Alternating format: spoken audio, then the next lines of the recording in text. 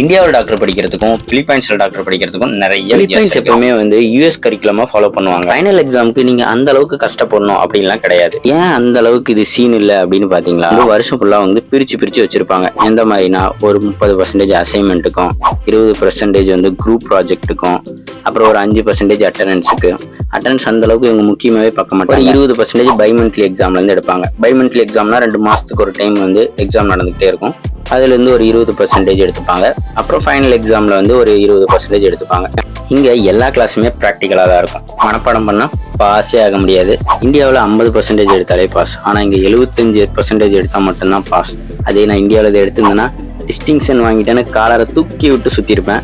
என்ன பண்றது, மிஸ் ஆயிடுச்சு. இந்தியாவிலனா ஜாலியா சுத்திட்டு எக்ஸாமுக்கு ஒரு நாளைக்கு முன்னாடி உட்காந்து படிச்சாலே பாஸ் ஆயிடலாம். ஆனா இங்க வருஷம் ஃபுல்லா படிக்கணும் படிச்சுக்கிட்டே தான். நான் படிக்க போறேன். நீங்க மறக்காம சப்ஸ்கிரைப் மட்டும் பண்ணிடுங்க.